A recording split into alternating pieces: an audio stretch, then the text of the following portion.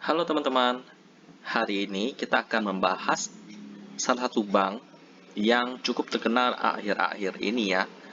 Karena bank ini sudah melalui proses merger dan juga akuisisi sedemikian rupa, dan sekarang bank ini dikendalikan oleh salah satu bank terbesar di Korea Selatan, yaitu Kominbank. Bank Bukopin sendiri merupakan salah satu bank yang besar di Indonesia ya. Kita bisa lihat di sini Bank Bukopin itu didirikan pada tanggal 10 Juli 1970.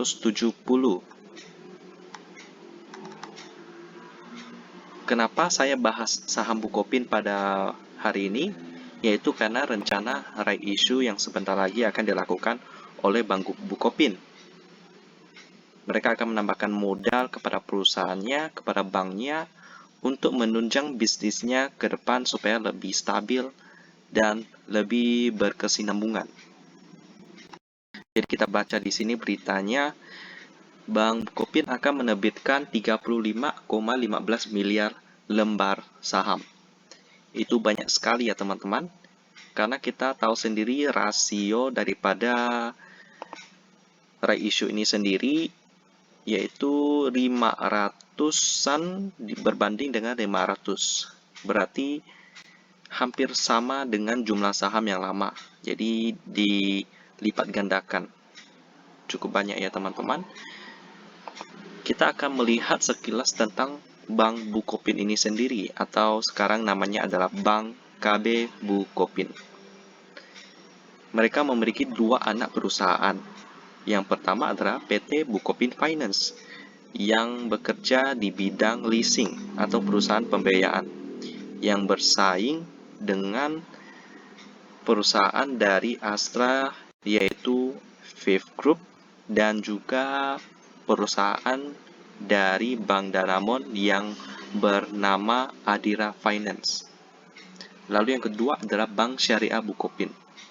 Bank Syariah Bukopin sendiri adalah bank yang bersaing dengan banyak bank syariah di Indonesia. Khususnya sekarang yang lagi terkenal adalah BRI Syariah. Lalu kita lihat lagi bank yang bekerja sama dengan Bank Bukopin, atau kita sebut dengan bank koresponden. Jadi kita lihat bahwa bank koresponden sendiri itu adalah bank-bank luar negeri yang bekerja sama dengan Bank Bukopin. Jadi tujuan kerjasama ini adalah supaya ada jaringan yang terbentuk antara Bukopin dengan bank-bank yang ada di negara luar negeri, supaya dapat memberikan kelebihan transaksi yang menyenangkan bagi pengguna Bank Bukopin. Dan di sini juga ada Bank Depository Correspondent untuk kerjasama pada bidang uang asing. Nah, setelah kita melihat sekilas tentang Bank KB Bukopin, sekarang kita akan melihat fundamental daripada perusahaan ini sendiri. Apakah perusahaan ini layak untuk diinvestasikan dan juga layak untuk ditebus right issue-nya? Kita lihat sama-sama. Pertama yang akan kita lihat adalah pada bagian fundamentalnya. Kita lihat sendiri bahwa Bank Bukopin ini memiliki PER 45,08 kali. Cukup mahal ya teman-teman. Kalau menurut kriteria saya yang layak untuk diinvestasikan, ini tidak termasuk.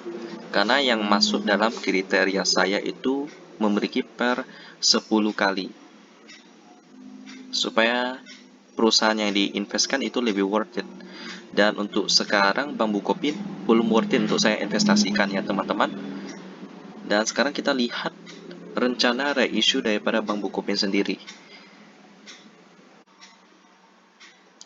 Kita lihat pada bagian right issue, Bank Bukopin akan menerbitkan saham baru dengan rasio 538 dengan 500. Jadi kita lihat saham baru yang akan diterbitkan itu melebihi saham lama yang ada sekarang. Jadi bisa dibilang right issue kali ini sangat jumbo, sangat besar. Jadi tentunya melalui dana ini akan meningkatkan posisi daripada Bukopin sebagai bank besar di Indonesia.